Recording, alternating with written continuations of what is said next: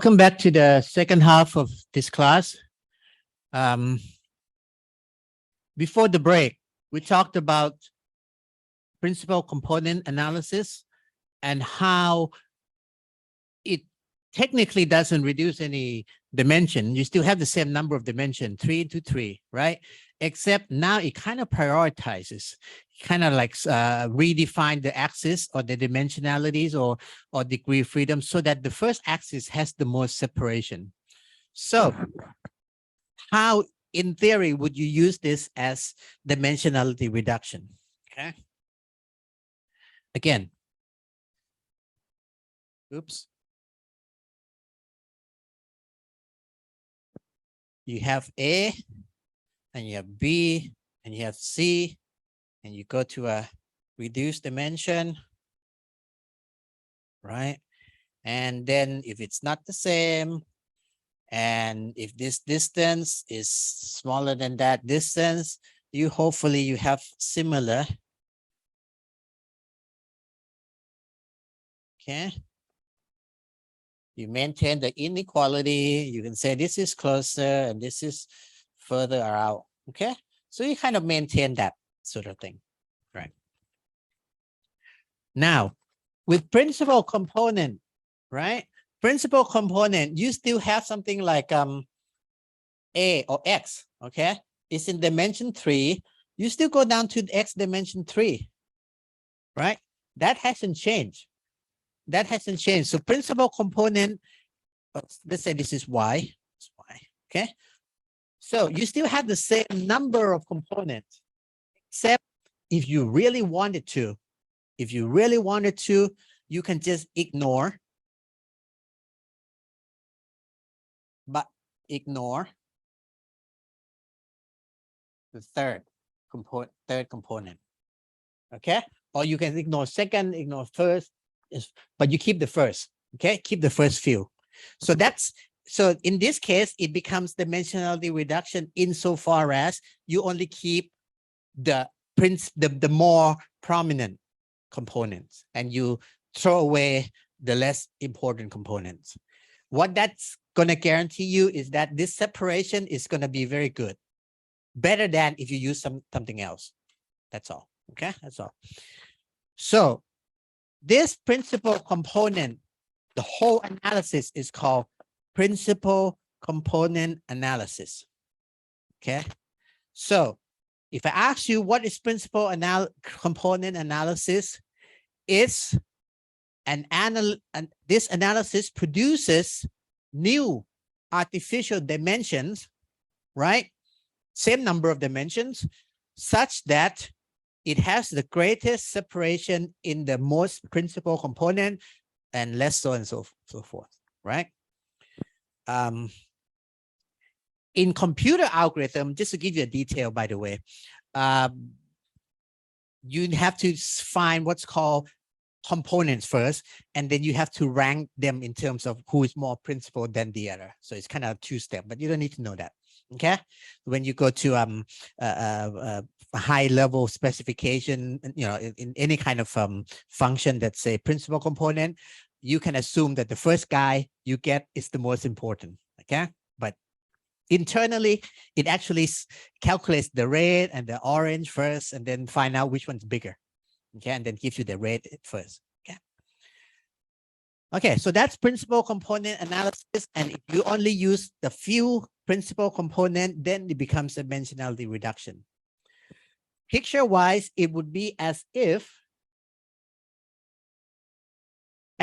you have a three-dimensional cigar, right? And you do all this, and I only keep the first two axes. Okay. So that, you know, what I showed you just now was defining the principal components, all of them. So it's not just the principal, it's all component. The most important component, the red one, the yellow one, not as important, but you still keep it. Okay. It's called principal component because you rank red first, then yellow. And it becomes a dimensionality reduction if you decide to forget the yellow, just keep the red. Okay. Now, again, that's only what? 2 to 1, right? You can have n is equal to 5,000 dimension down to 5 principal component. Right. So let me then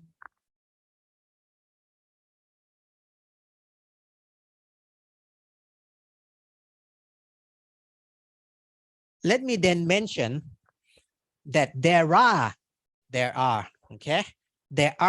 other techniques that instead of changing the original dimension into artificial dimension and tells you that you can ignore the less significant one, there are algorithms that literally gives you that reduction. So if you have something, by the way, this is I might as well give you this. You should see this. This is a real number. Okay, real number, you guys. What? That's what? From minus infinity to plus infinity, right? N, right?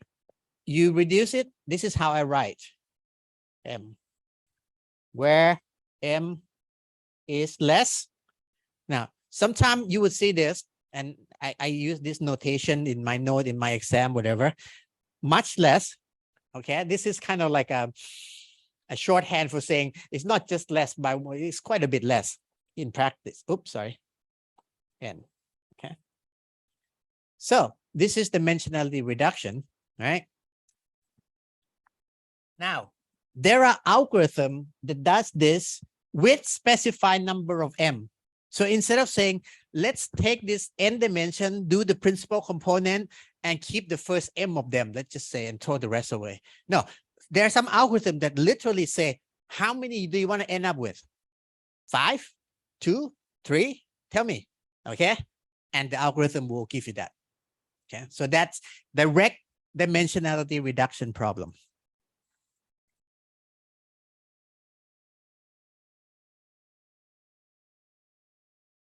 Okay, now I want to show you how to work that in practice. Let's sit down for this. Where are we? Unsupervised learning. Okay, cluster analysis, we did that. So let's go down to so we did this last week. You guys remember that, right? Oh, good rumble. Come on, come on, come on. Ah, dimensionality reduction. Okay. By the way, I'm going to give you, I guess, this this part of the notebook. Just use it for your purpose, because again, it's not final edit. I'm still in the process of writing and editing and so forth, and you know. But what's good is you can use this. Somebody was asking for in the class outline. Well, if you follow a textbook outline, it's the same thing. So, okay. But I would prefer you actually have your own note-taking discipline. But okay, so yeah, this is okay.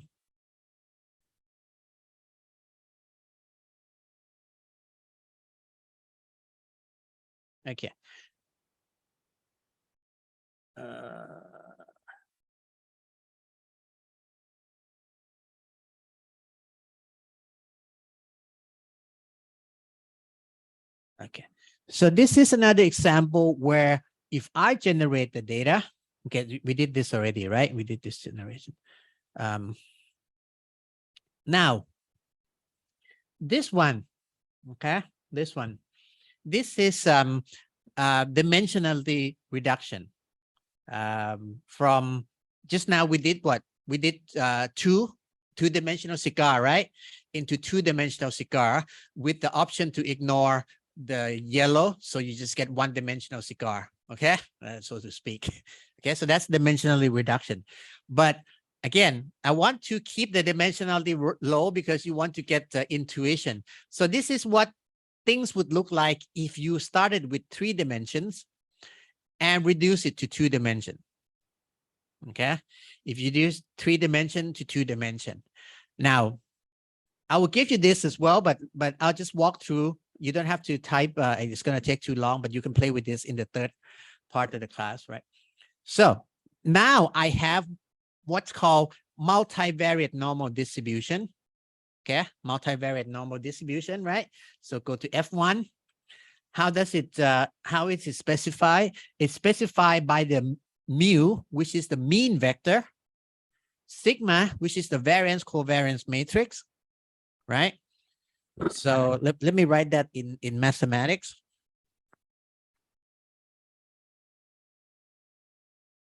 Basically, you have normal distribution with mean mu and variance covariance sigma, right? So what does mean mu look like? That's mu1 to mu n, right? And what's the variance covariance matrix from your statistics class? That's sigma 1 1 or sigma 1 square, sigma 1 2 all the way to sigma 1 n, right? And what's down here?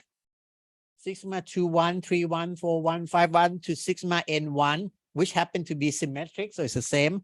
So this is sigma n square. Okay, who hasn't seen this? Everybody has, right? Okay, so it's multivariate normal. It's like bivariate normal we saw, but we now have n dimension.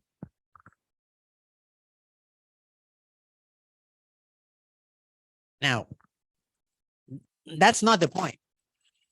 The point is I want to generate multivariate normal, three-dimensional. Okay, and artificially, I'm going to color them differently. So what I'm going to have is three cluster of three-dimensional data point, each of them being multivariate normal. Does that make sense? Okay. Now, because there are three different clusters by creation, I can color them yellow, blue, and green. Okay, just like you guys can say that group is blue, this group is yellow, green. So this is what it means. I created random variate. It's a multivariate normal distribution with mean mu A, okay, and so forth, right? Now, what it does here in this case is that I just make them equal size, okay? So three of them, they're kind of like roughly the same, but separate. So this is their original. Let me make it, I don't have to make it big, right? It's waste time. Okay. So you can see that in three-dimensional, it's just a cloud. Okay. In fact, I make it very simple. It doesn't have, you know, any feature. It's just three little clouds. What I want to show is this. This cloud is in 3 dimensions. So it maintains a nice separation, right? You guys can see that? See that? The greens and yellows are not mixed together, right? They're kind of like far apart. Well, not that far apart, but they're separate. The point is this. When I use this function called dimension reduction, I reduce the dimension to 2, okay? Now, by default, dimension reduction function in Mathematica reduces to 2 because you kind of assume that you want to see in 2 dimensions, but I can reduce it to 1 if I like, okay? So if I apply this data point to, apply this function to 10,000 dimensional data point, and I say comma 5, it's going to reduce everything to 5 dimensions, okay? If I didn't put 5 there, by default, it's going to try to give it 2 because it's kind of assuming you want to plot it, okay? So this is what's called default parameter. Now, in my case, I do 2 things, okay? This one here, I reduced this 3 things. Remember, I created them separately, but after all, I just want to reduce them. Right? So I reduce the dimension reduction here, okay? Now, I don't put any number or preference dimension, so it goes to 2. Okay, which makes sense because start from 3, go to 2. I also reduce it to 1 dimension. Okay, so I do 2 separate dimensionality reduction. And then I replot the thing in the new dimension. Again, this is not about ignoring the second or third component. I told the algorithm, I say, I want 2 dimensions, okay, by default, or I want 1 dimension, and then I replot them. Well, obviously, with 2 dimension, I can still use list plot, right? With 3 dimension, I have to use list plot 3D. but with list plot 3D, right? List point plot. But for this, I just use list plot. So what it does, now this is a little bit very easy. You can almost just compress everything, right? But the idea is, even if it overlaps in, you know, here and there, and it's not that clear, you still get a good separation. So this is what I mean by, if you are not the same here, you're not the same here. If you close together, i.e. you part of the same gang, the blue gang, you're still part of the same gang, blue gang. And the blue gang still don't get along with the green gang and the yellow gang. Okay? It's like 1, 2, 3. Okay? Right? So now that's 2 dimension. In 1 dimension, I have to use histogram. Same thing. 1 gang, 2 gang, 3 gang. Okay. Now you notice that the blue and green aren't that well separated. Sometimes you really can't control the dimension. In fact, this one is stretched out a little bit. So this is actually closer to this than the, I don't know. Okay. So just like as with any kind of function in Mathematica, you can specify the method, right? So if you go to here, say dimensionality reduction, where is it? Where's the function? Dimension reduction, right? Go to F1. If I put the point, it's going to reduce to 2.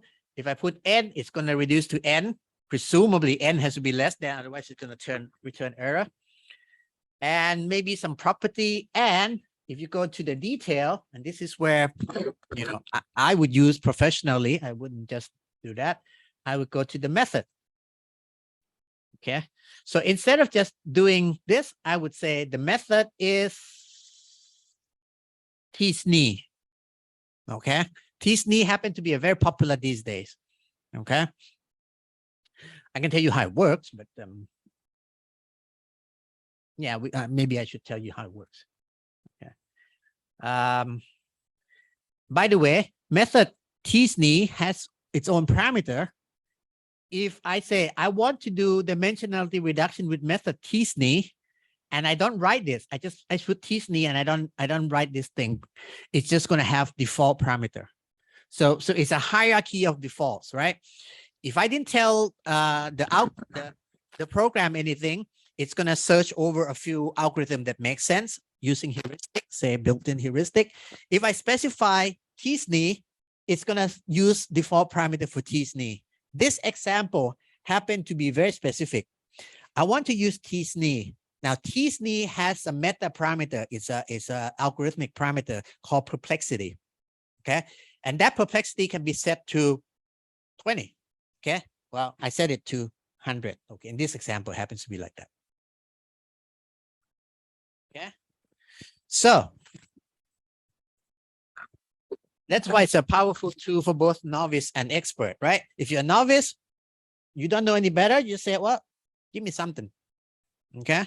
In my application, for example, I could give it, I did the cluster analysis, something, but I also specify the method. I didn't have to go further and specify the perplexity. Well, no, not perplexity. I was using DB scan. There's also like a parameter in there. I use the default and I got good results, but I could also fine tune it. Okay. So this become subject to fine tuning. Now you can't fine tune something unless you know what you're looking for.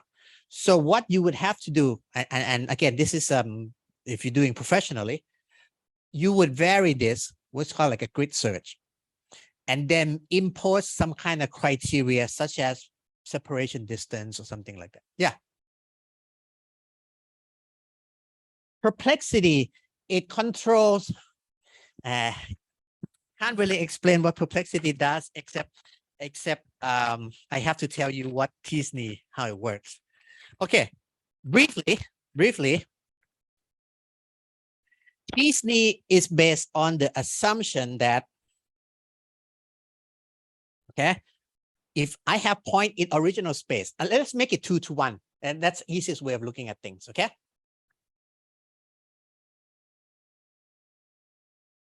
Okay? Okay? You guys know normal distribution, right? Now, imagine that normal distribution is not just a probability distribution, but it's a 10. In 2 dimensions, it looks like a 10, right? It looks like a 10, yeah? Okay, so what I'm going to do is, this is original people, yeah? I'm going to put a normal, binormal 10 on everyone's head. So everybody's going to have a little normal 10. Okay? Obviously, a normal 10, I'm going to have it center where the point is. But the width of that is a standard deviation. Okay? And perplexity is related to that. It basically tells you how wide the 10 is. If it's a big 10, then not only do you cover you, but you actually cover your friend's feet. Okay? But if it's small 10, it just covers you. Okay? It's how critical you are, how sensitive you are with separation. Okay? What this thing does is try to say, okay, I'm just gonna, you have a 10, right? You have a 10. Okay? Just throw everybody down here. Now, obviously, that's bad. Everybody's going to be on top of one another, right? Well, let's call this function affinity. So that if you are close to me here, you kind of like share my 10 in the original dimension. I'm going to share the same 10 in the new dimension. That's called affinity mapping, kind of. Well, not, it's not called that, but there's an algorithm that moves things around. Okay, it's going to take a while, So it's not one shot. First shot is to throw everything in lower dimension. Move this, move that. Okay, I want to be with this guy, so move this guy closer. I want to be away from here, so move. So just keep shuffling back and forth and spreading the distance. And pretty soon you got all this 10. Except this 10, they don't want data to clutter up too much. So instead of using normal 10, they use students T10. That's why it's called T-SNE. T-SNE. Stochastic, because it's random. Neighbor.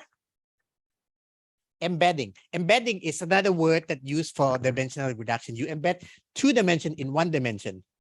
Original here, you use a Gaussian 10, a normal 10. But in the new dimension, if you use Gaussian 10, it's going to clutter up too much because people will get too bunched up. So now that you have this thing, let's relax a bit. That's I think that's the best way to say it. So here, this 10 is a little bit spread out. Okay, so perplexity, you know, is sort of like how generous you are with your 10. Okay, that's called T-SNE, and that's very popular. When I was your age, another thing was popular, but which I still like. Nobody likes it. It's a kind of different techniques. A little bit harder to explain. It's called self-organized feature map. It's beautiful. It's, you know, like this. I don't think I'm going to cover that, but let's just put it this way. Let's just say that you have function that does this. Now, let me review, by the way. Let me review that in Mathematica, when this kind of supervised learning, unsupervised learning, same with supervised learning, you're going to have a job that's done once or a job that is a learned machine. Remember that? Just review. Last class, we have a clustering analysis, right? So if I have a data set and I say find cluster, it's just going to put bracket around it. But if I want to learn cluster identity, like new point comes in and say, okay, go to this gang, I have to use cluster classify. Same thing here. If I want to do dimensionality reduction once, I use function called dimension reduce. But if I want a function that stays alive after I've done this, so that new point comes in, I can keep doing it. I use dimension reduction creates a function. Okay, it's two modes of analysis. So one shot, throw away. That's sort of like easy. The other one is keep a map. So this is a map, the iris. I just happen to name it that. This is going to be a guy that turns iris data. Ooh. Wow. You guys know iris data? The classical data set. It's about, you know, different kind of flowers and how they're together. So I don't want to go into a very big thing. Oh, this is not my note. No wonder I'm not familiar with it. Okay, but this is from the help page. What it does is this. These are three different. I might as well use same thing as this is a kind of iris. This is a kind of iris. This is another kind of iris. This is a kind of iris. Now, iris kind of like looks like this, and then something like that. Okay, so there's one dimension, there's one dimension, there's one dimension, there's one dimension. 4 numbers. Basically 4 numbers. Okay, and 3 variety of iris have different sizes. So the idea is to get this measurement of 4 number into 3 types: setosa, Versi, and Virginica. Okay, that's called supervised learning. That's what we learn next week. Okay, this week we're not supervised learning yet. So in this example, they don't do this. They just say, let's take this 4-dimensional object, right? And then map it to 2-dimensional object, but keep the color. Keep the color. Let's see if they're separate. Let's see if they're separate. So this is the setosa. This is the verse. And in fact, look here. These guys are very close. And there's an example in the textbook I'm writing that uses example for cluster analysis. And you know what it found automatically? It found 2 clusters because these 2 are so close to each other. See, that's the difference between supervised learning and unsupervised learning. With supervised learning, you know ground truth. There are actually 3 different types of flowers. With unsupervised, you don't know. Nobody tells you any label. You just have 4 numbers, whole bunch of 4 numbers. Now, it turns out that if you cluster it, it's going to bunch this thing together. Most algorithm will bunch this together. We'll get 2 clusters. Now, if I knew beforehand, this is where, you know, prior knowledge comes in. If I knew beforehand that there are 3, maybe k-means would do it. 1, 2, and 3. Okay.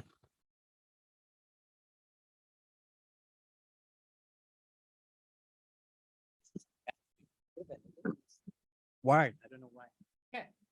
So, what?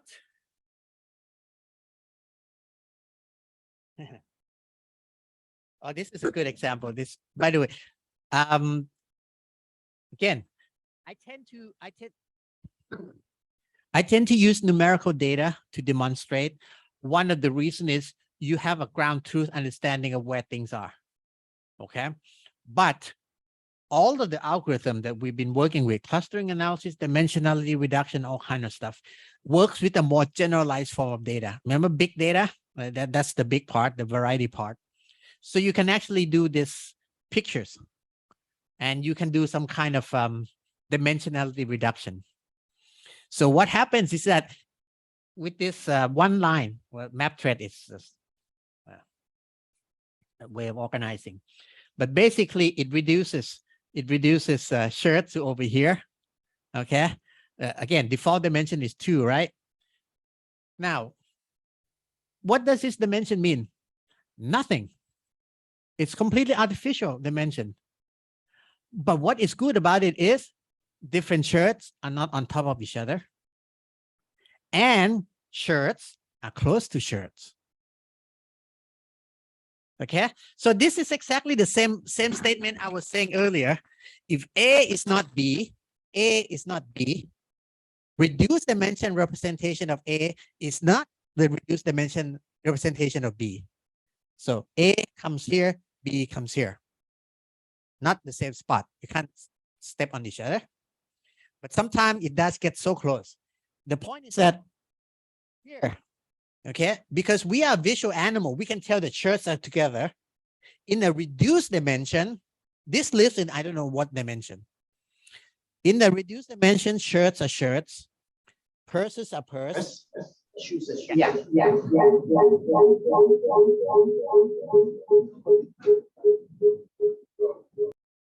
Okay, yeah.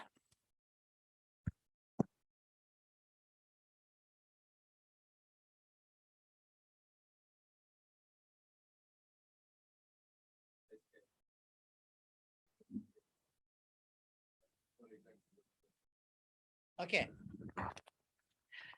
Normally, okay, a full stack develop a full stack process would be you get the data first, and you see what representation.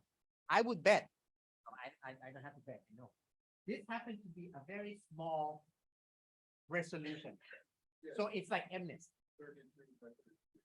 Exactly. It's a small, it's a fashionist, it's FNIST or something.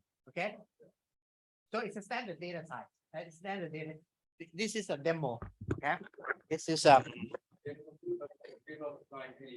learning software, literally just the 2D grayscale image, and then it is classified as machine learning, but unsupervised machine learning, because it learns the mapping, okay, from artificial from real dimension, arbitrary dimension, that is the dimension of your data, into 2.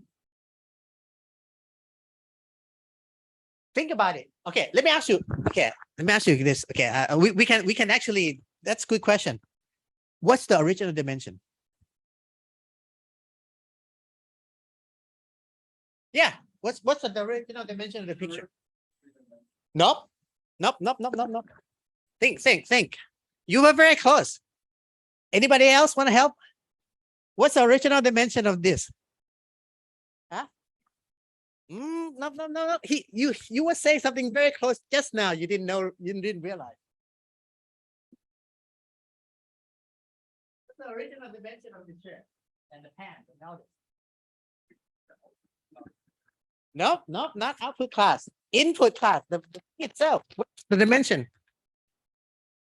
Like, remember I said n is equal to 10,000 down to 2. Okay. So what's n? M is 2. I know that M is 2 because we can plot it, right? Almost. 32 square. Yeah, exactly. It's 32 square. That's the original dimension. Original dimension is 32 times 32. 32 square. Exactly. Now, the grayscale is not the dimensionality, it's the granularity of the dimension. In other words, for each pixel, you have 256 values. That's how fine-tail it is, but that's not the number dimension. The number dimension is 32 times 32, because that's the degree of freedom.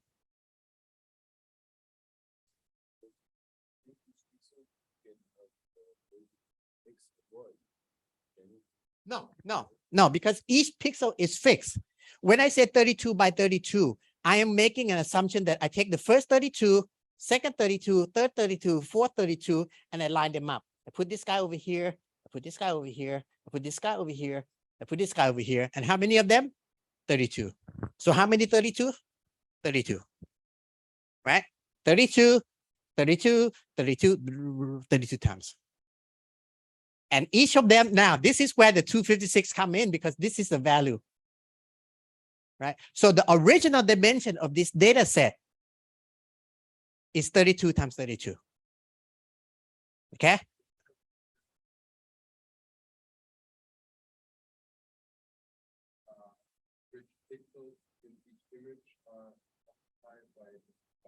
Yeah, exactly. Okay? So how many degree of freedom have we got? Well, 32 times 32, that's what? 1024, right? So if I line this 32 at a time and 32 times, I should get 1024. Each one of them has a value 0 to 255. Okay, so that's the granularity. Okay, you can think of higher resolution, right? But that higher resolution is higher resolution in the color scale, not in the metric, in the pixel count. If you have a bigger high resolution, it would be maybe 64 times 64, right? Okay, fine. 5,000, what, 144? So you have right now a length of 1/4. So basically this map is R14. Okay.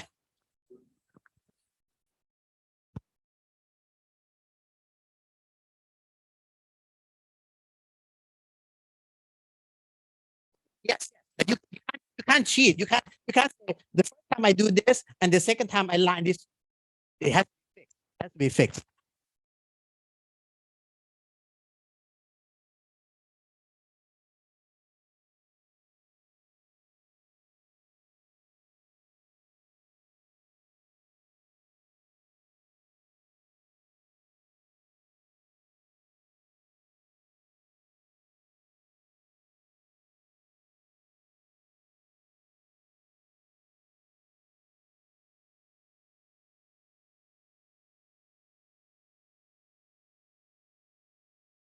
That's a good point. Well on, because this is how we get to play with pictures. Because computers or mathematical function always deals with number. So you have to move this to numbers. Now, let's be fancy. What is the number scale? Ordinal, nominal, interval, ratio?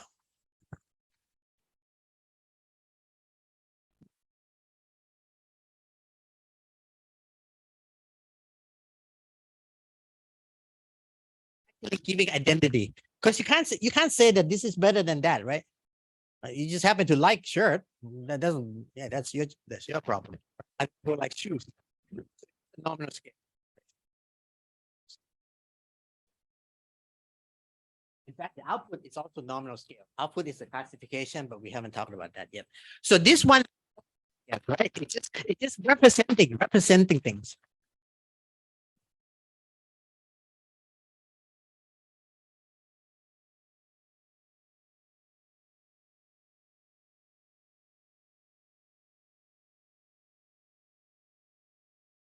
The word you use is correct.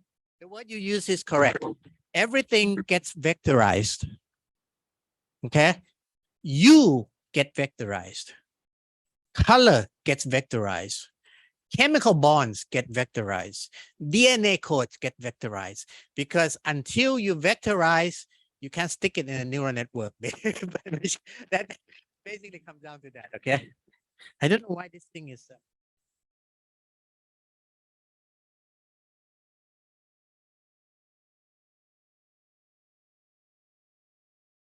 Yes. In fact, okay. Yeah, it's a detour, but it's a good detour. What happened, guys? Right now, when I was your age, when I was your age, when I was your age, all the inputs are numerical. My job when I was your age with machine learning was to do this kind of, prediction or classification, blah, blah, blah. So I have to train the machine learning, neural network, whatever it is, the most advanced thing I was having to get the input, which is a number, to an output, which is a prediction, which is whatever. I don't care. Okay. That's my job. My job is to build a machine that takes a vector of number. Okay. Then, and back then, by the way, data were not digitized. So you get numerical number when you get numerical number. Nowadays, you don't get numerical number. You get picture. You get text. you get this, you get that. So there are two stages of machine learning. Remember I told you that with dimensionality reduction, let's say the original dimension is n is equal to 1,000. It turns out the best dimension to reduce it to, let's say it's somewhere between 1 and 1,000. Let's say it's 55, just for some curious sake, okay? Now that is not the only thing you need to do. It's how you get from the 10,000 or 1,000 down to 55 that matters. Okay, so just as there's like a decent number of dimension to reduce it to, that optimize not too much wasted space, but doesn't compress information too much. There's also how good can you map from the 1,000 dimension down to 55. Well, PCA is done with a mathematical algorithm. What it means is that if I give you this data set, I calculate some matrix, whatever, I get the result. Okay, it's a formula actually. It's a formula. It's like linear regression is a formula. It literally is a formula. So do I have to think very much? No. Does this have to think very much? No, because it knows exactly what to do. Okay, I'm gonna put 10,000 dimension into 55. Well, nowadays that 10,000 is not numerical.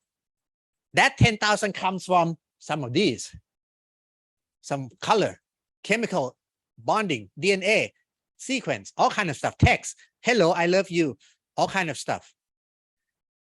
How do you turn that into a vector of 55? That also has to be learned.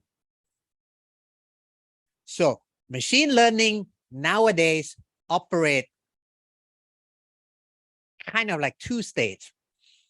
One guy turns things into numbers. One guy turns things into insights or conclusion. If you do something like regression, statistics, you have to start with number, you end up with conclusion.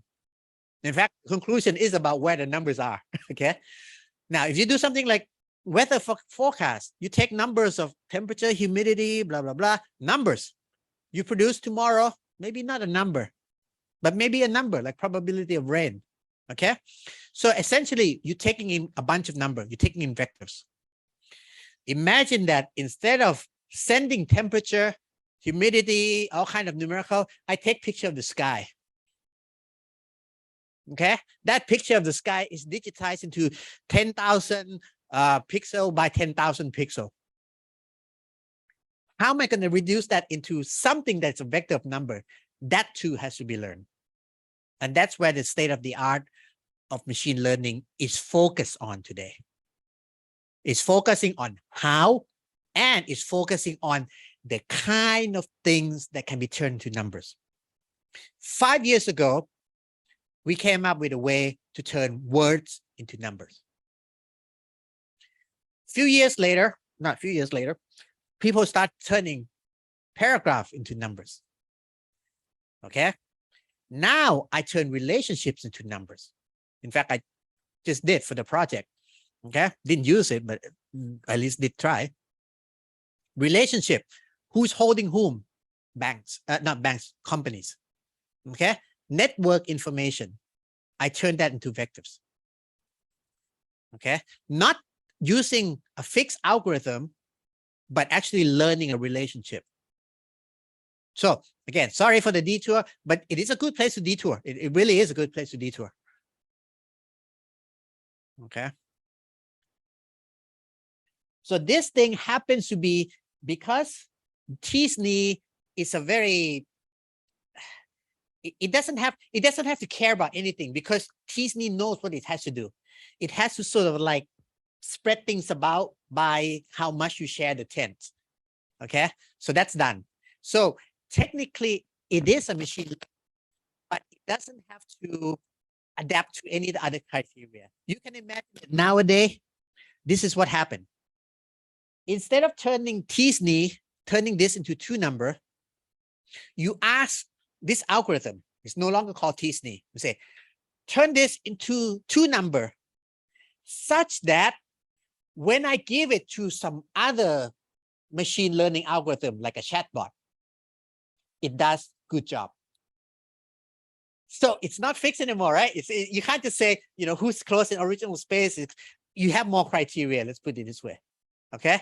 So put these pictures into 2 dimensions such that when you feed it into a recommender engine, you sell a lot of shirts. Okay. And that has to be learned. So the algorithm it gets more complicated. Now that gets into the realm of machine learning, which is where I like to spend my time. But it's a little bit beyond this class. So for this class, it's just say there's an intuitive, magical way that people agree is a good thing. One is called PCA, the other one is called TSNE, right? The other one is called, what else we use? I think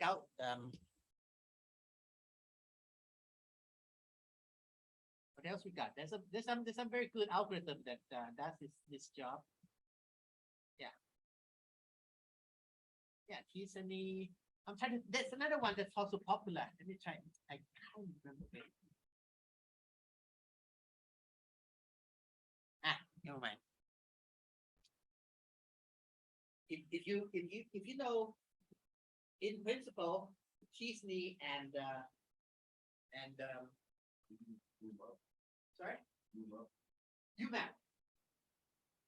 UMAP and TSNE are I don't know yeah, kind of same generation. The way I would say it is PCA is like the grandfather or something like that. Okay, and then you have self-organized feature map, which is what I like. And then UMAP and TSNE, they kind of like same generation. You can say they're competitive. Yeah. But yeah, they're rough. I think they're from the same generation of research. If I don't. But no, I was thinking of something else for some reason. Yeah. But it's in the method list somewhere. So you need to know 2 things, right? That at least, and this is a way of analysis that simplify your job. You do some kind of clustering, or you do dimensionally reduction, and you can do it one shot, get the result, or you can learn the mapping. It's still technically called machine learning, right? Even though it's not that kind of machine learning, it's still a learned machine. And then you use it for map for new sample. So new guy comes in, you belong to that cluster. New guys come in N dimension, I reduce you to 5 dimensions. Yeah. So that's done. That's done. Now, before I want to really give you, I kind of.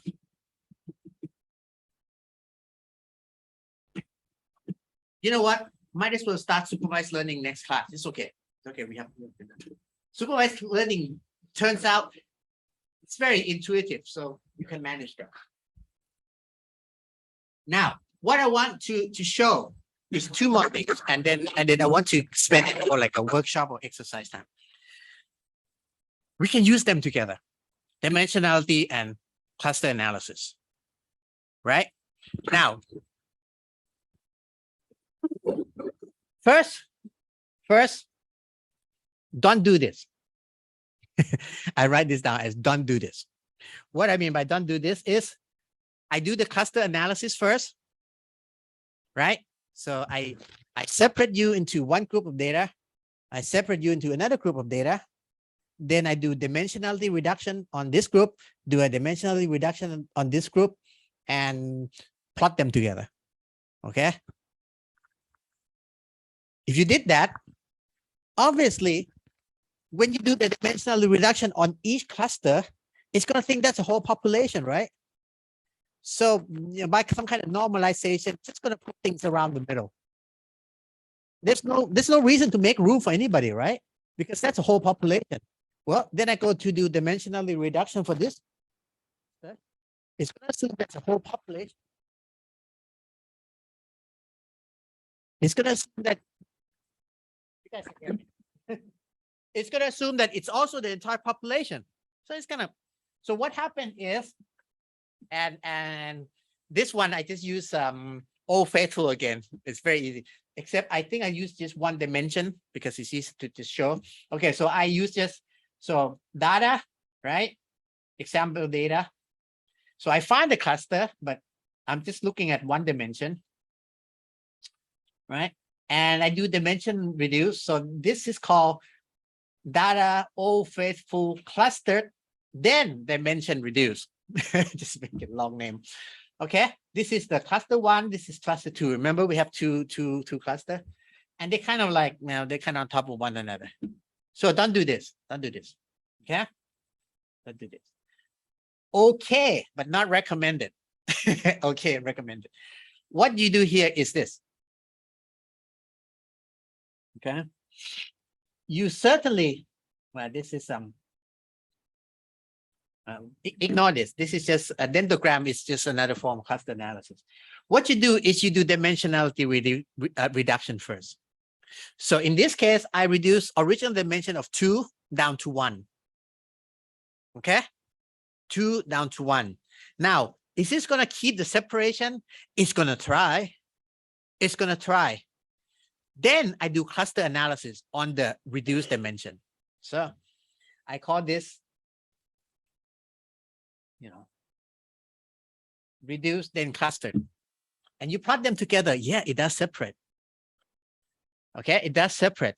Now, I don't recommend this in a general setting because in this case, in our case, the problem is so trivial. The data is so well separated and it's only 2 dimension, right? You can tell what's going on. So by moving the old faithful data into 1 dimension and then cluster them there, you get pretty decent result. In general, I don't recommend this. What I recommend to do is literally cluster them in the original dimension, then use dimensional reduction just to visualize them, all of them. So you have to learn the dimensional reduction for everyone, right? So it's not going to learn dimensional reduction for each cluster. Otherwise, it's going to assume that's the whole population, right? So when you did that, now in this case, data is so simple, you virtually get the same picture, okay? But this is how I would do it. Okay, this is how I would, there aren't that many, well, I'm not aware of anyway, maybe I should do some more research, keep up with the more recent, but there aren't really that sort of like hard and fast rule to say that this is better, but this is how I would do it. Because what it does is that it allows the clustering algorithm to work in the original dimension. Okay. So it's sort of like do the clustering separately and then visualize them with the reduced dimension, but don't mangle them together. Okay. And that's what I would do. Now, finally, before I give you time to sort of like work on things and like in homework data. Originally, let me tell her, this is using cluster analysis with unimodal distribution fit. What I mean is this, and we can just draw a picture quickly. You guys remember mixture distribution, right? Mixture distribution is I put some of this and then add some of that, right? Now, when would you use that? You would use that if the data has multimodal distribution, right? When you plot the histogram and then you can see that there's a peak here and there's a peak there. So you pretty much, yeah, you think it, yeah, maybe there's a Gaussian function here. There's a Gaussian distribution here, maybe a third of this here and a 2/3 of that here, right? So you can use like Gaussian mixture. So this is a normal distribution. This is normal distribution. The third of them, this is 2/3 of them, right? So that is distribution fit. That's distribution fit. What clustering analysis helps is that what if you sort of like want to use unsupervised learning, the power of unsupervised learning to separate the cluster? What you would do is you feed the whole thing, the data may look like this, you feed the whole thing to a clustering analysis. And that clustering analysis is going to do the partition for you. Shoop. Let's say that's a nice job. And then it says out of 100 data point, 33 belongs to the first cluster and 67 belongs to the second cluster. You then use that 33 to 67 as 1/3 to 2/3 mixture distribution. Okay.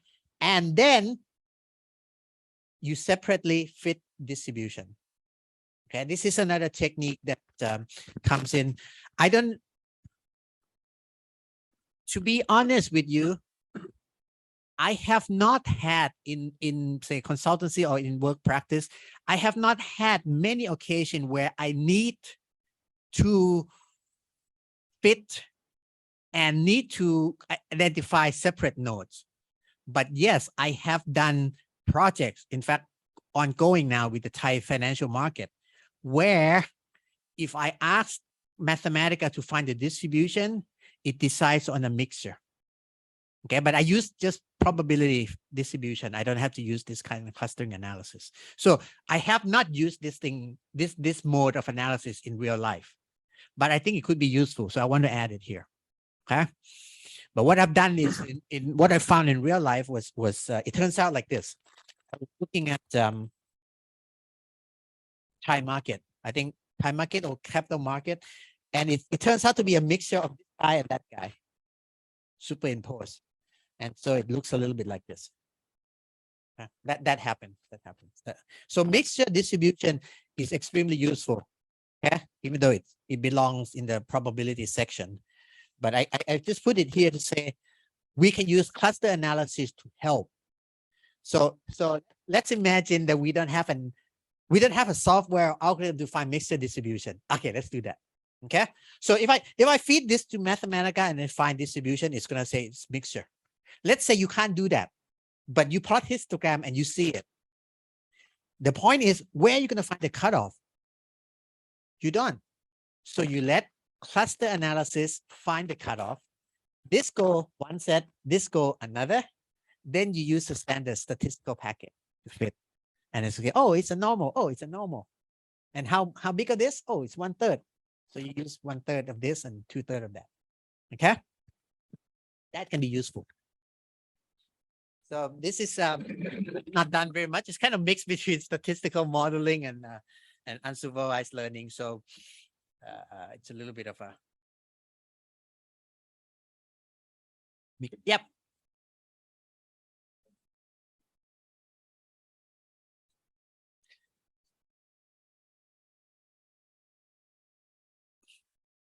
It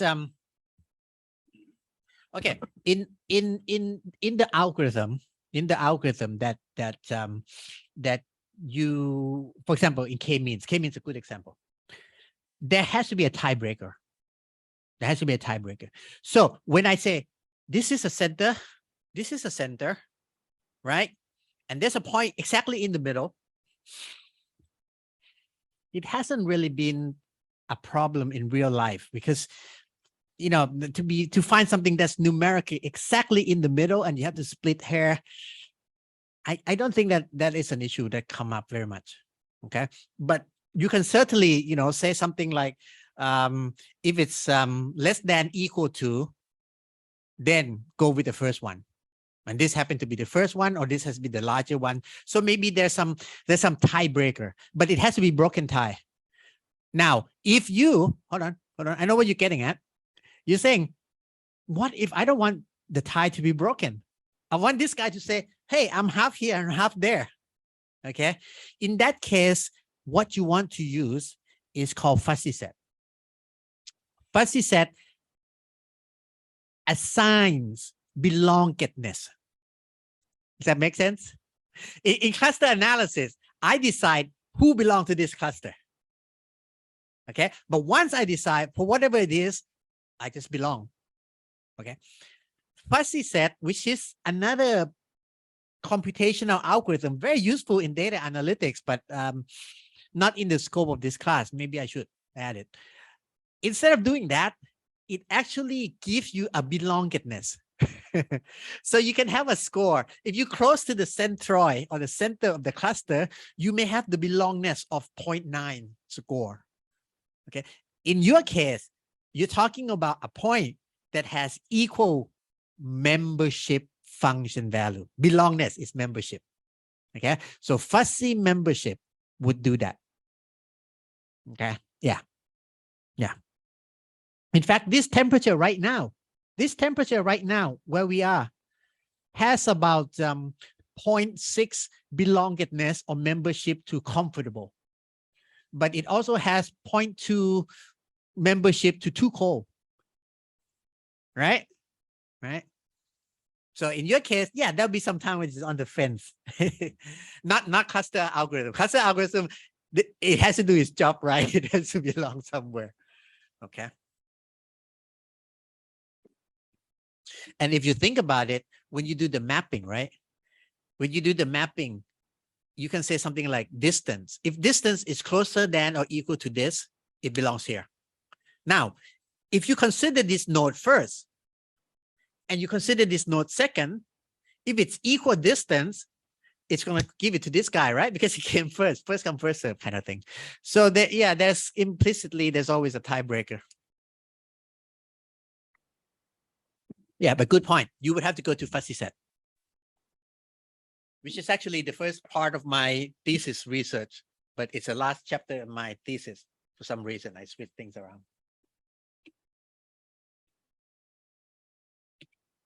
Ooh. So,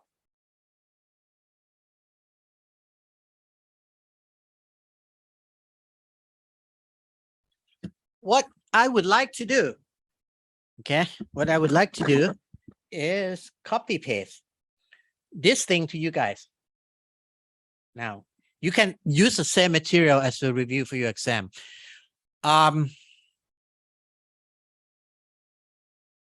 Well, I can ask you guys. 2 weeks from now, it's midterm. 2 weeks from now, it's midterm, right? We can have next week start on supervised learning, or actually use the whole 2 hours to review. Maybe I'll do both, but I just want to say, by preference, just let me know, maybe voting in the line group or something. Would you rather delay supervised? But a lot of you guys probably don't want to delay supervised learning because it's a thing you want to do so much. You walk in and you think machine learning is all about that. In fact, most of you guys would probably think that. So you might want to really get on with supervised learning as early as possible before you start thinking of the project. Or you can say, okay, well, we'll start it after midterm. Okay. Up to you guys. I can do both. Either way. Now, let me copy and paste. Okay, so this is dimensionality reduction section. In fact, I'll just give you, again, oops, I don't know why I have. Yeah, there's probably some error here and there. Just, it's a draft. It's a draft after all. So let me give this to you guys as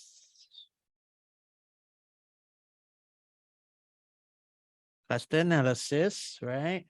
So unsupervised machine learning. So let me just give you the whole thingy from here to here. Okay. This here is probabilistic modeling. It's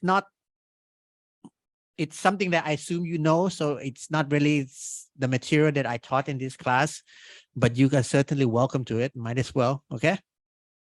So this is, normal distribution, Gaussian distribution created and all kind of stuff. So this, for a lot of you, this would be new. For a lot of you, this would be a review, but I'll give it to you anyway. Okay. But I'm not going to ask you about this in the exam. Okay. So this, and this is fair game, but this one, it's extra. So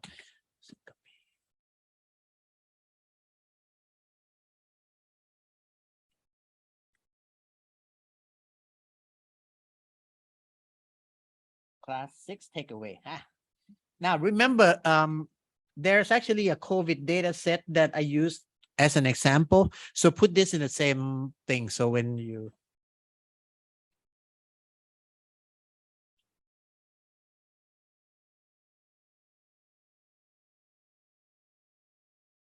but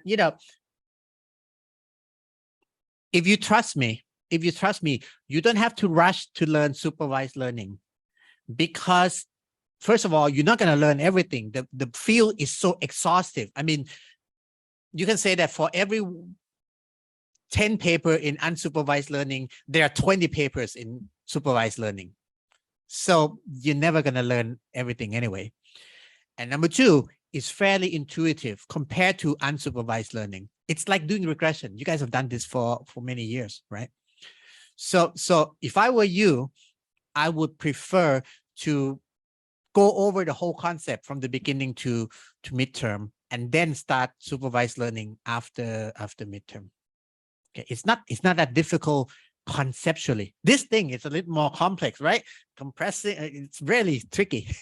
The other thing is just saying, put in X and try to guess Y. The better, the more accurate, the better. End of story, that sort of thing. So you guys are here.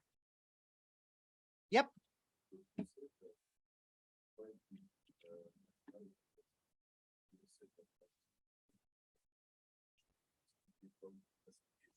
No. No,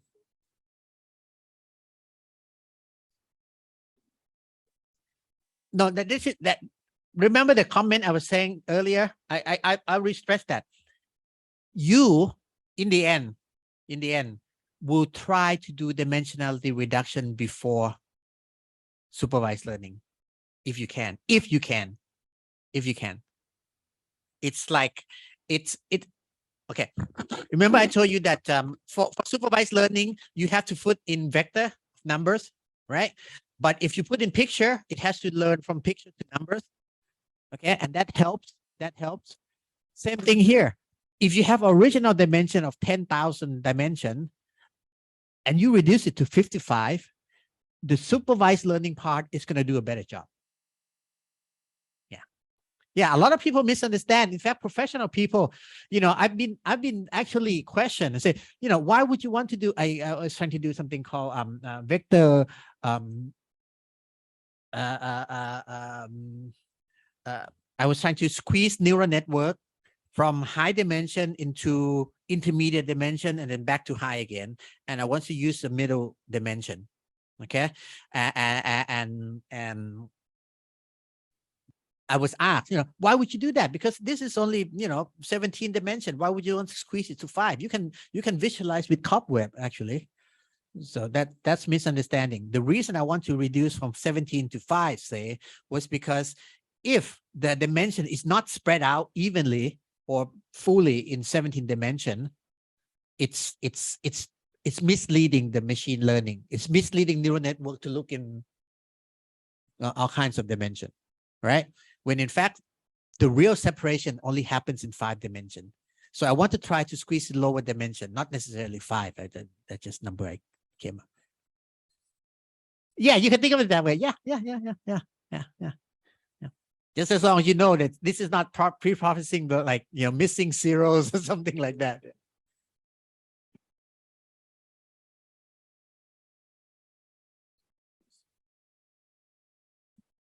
That's the thing.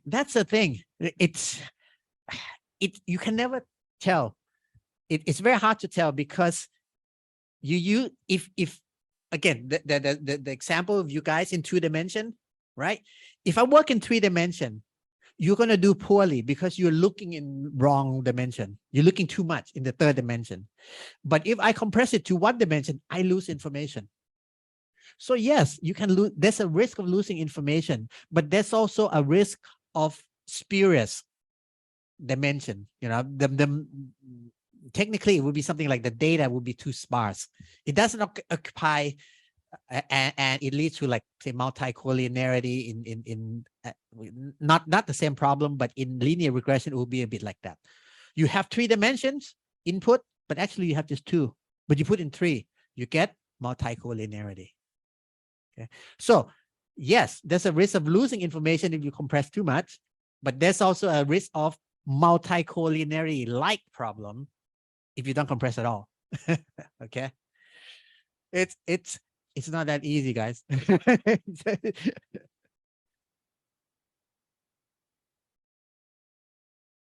Well, This is where experiment comes in, and you have to have other criteria. This is why this thing called downstream task, the word is, get used to this word. It means that if I compress from 1,000 to 5, and I do some downstream tasks, I get a score. If I compress it to 900, I do some downstream tasks, I get a score. Compress it down to 55, I do some downstream tasks, it's really good. Okay, so there has to be some kind of external validation reference. Yeah, indirect. It's like saying, you know, yeah, because you are getting the right number of dimension, you are retaining exactly the amount of information, nothing spurious. Yeah, yeah, but you're right on. You're right on. And again, go back to comment earlier. It's a data science. You have to experiment. Experiment. If you have more experience, you can narrow down your set of experiment really well. You can say, hey, I'll try about here and there, but that's okay. So you guys have this, right? Now I want to the plan is to get, you know, 1 hour, 1 hour, and 1 hour. But I think 2.5 and half an hour, that should be okay for you guys to work on this. Now, what I want you to do is, okay, 4 things. 4 things. Okay. The best way to summarize it is to say there are actually 4 functions I want you to play with on your data. Remember, you guys have got your data now, right? Your data, unless you work on something really trivial, it's going to come in a higher dimension than 3, right? So I want you to start playing with, well, I might as well give it to you, right? 4, 2 of them is about clustering. 2 function is about dimensionality reduction. Okay, don't have to use them together yet. That's a little bit might be too much for you to ask of you. Okay, play with this, right? Clustering analysis, right? And then you can plot into the radar plot and dimensionality reduction. Now, I would like it very much if you do 2 and 2. In other words, for clustering, you do 1 shot, find cluster, or the other option is to cluster classify, create a function so that a new point supposedly can come in. Okay. Same with dimensional reduction, do it 1 time. Okay. I think that's called dimension reduce, if I'm not mistaken. It should be on the same page. See also, yeah, dimension reduce. This is the 1-shot deal. Okay. This is 1-shot deal. But if you want to keep the function, it's called create a dimension reduction function. Okay.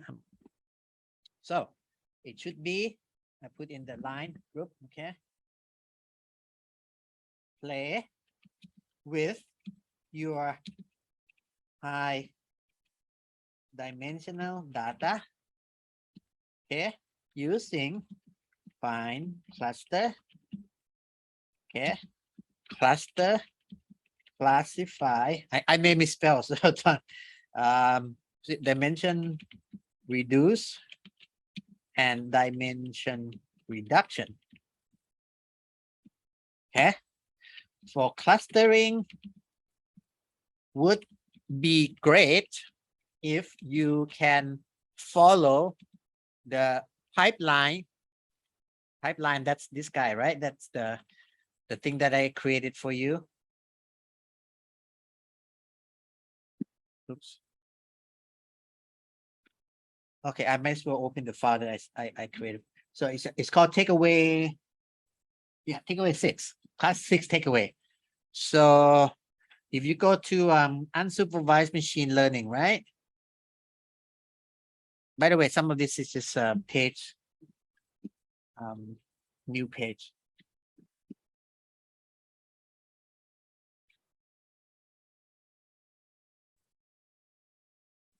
Go to the COVID. It's a good example, right? Data analytics pipeline, right? Remember? So you would basically do this kind of thing, but with your own data. Don't use the COVID one, right? Now, you might want to use simple things like Excel to just arrange it so that it has, name on the top or whatever, because this is kind of assuming that, I'm using column 3, 4, 5, 6, 7. Okay. But you don't have to do this. You can just say use all of them or whatever. Okay. This happens to be because I think the COVID data has too many fields. Okay. So you follow through this. Again, this is step by step, but I encapsulate them as a function here. So you can even use that function. Okay. And then this would automatically create a cluster view of your thing, right? Now, I just want to make a note that here,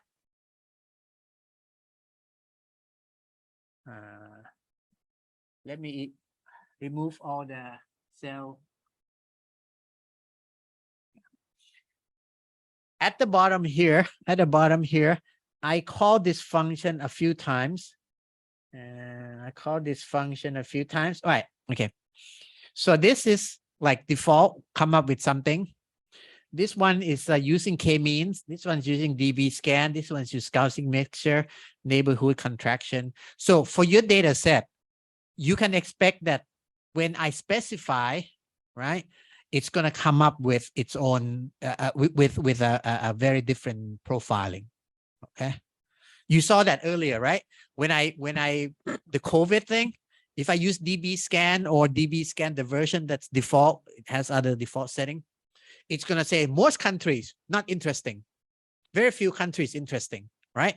Whereas if I did something like k-means of 5, it's going to try to find 5 different clusters, so they have roughly the same similar size of cluster, and that just happens to be a function of data. Again, not a hard and fast rule.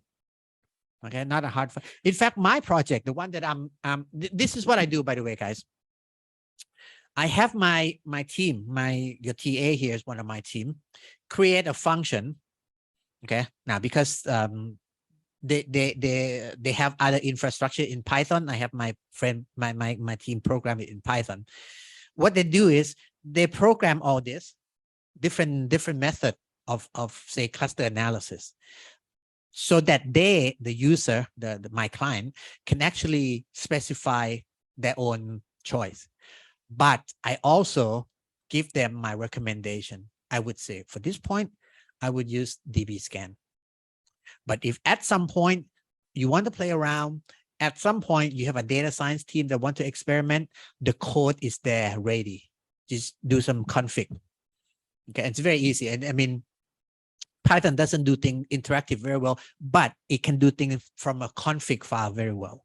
So maybe I have a config file that say start data, comma, db scan, start data, comma, Gaussian mixture or something like that.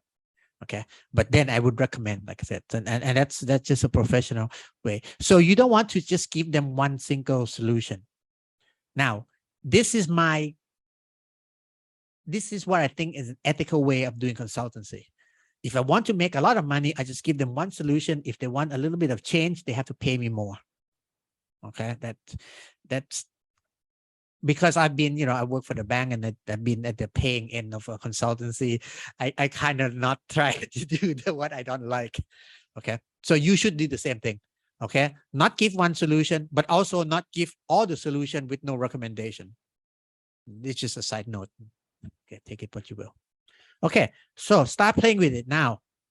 Okay, and your TA is going to walk around and chat and whatever. Keep your mask on.